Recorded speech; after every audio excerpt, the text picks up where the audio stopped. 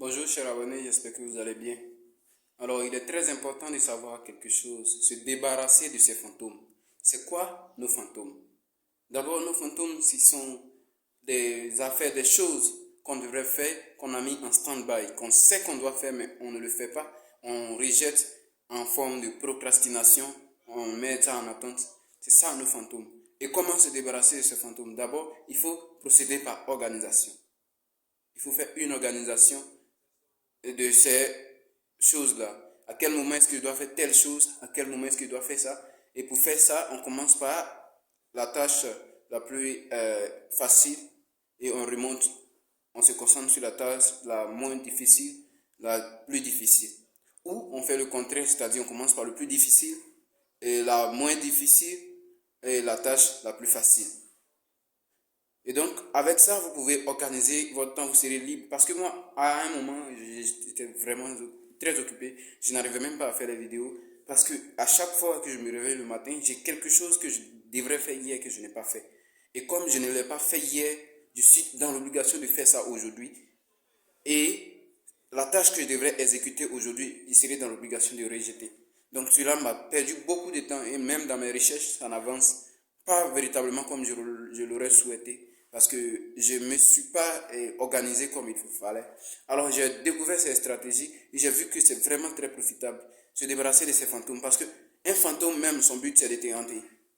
Donc quand les tâches sont là, tu as toujours à l'esprit quelque chose que tu dois faire et ça t'empêche de faire ce que tu es en train de faire à l'instant T. Donc tu n'es pas productif, tu n'es pas efficace, tu ne fais pas un bon rendu.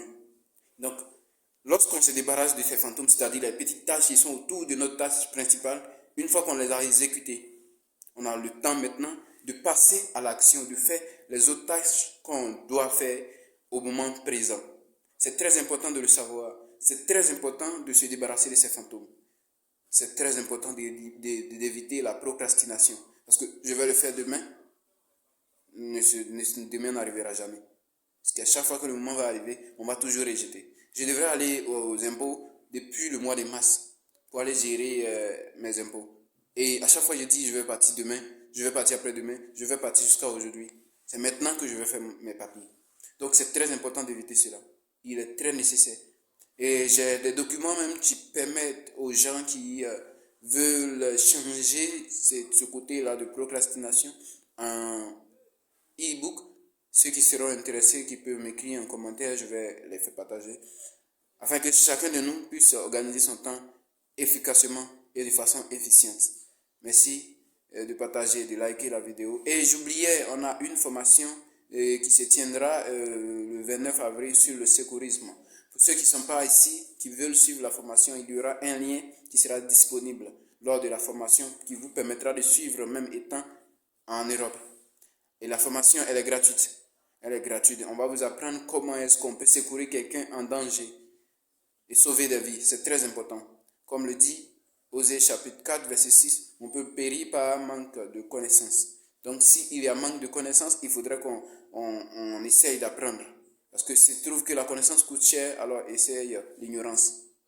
Merci et merci de liker et de partager la vidéo. Merci.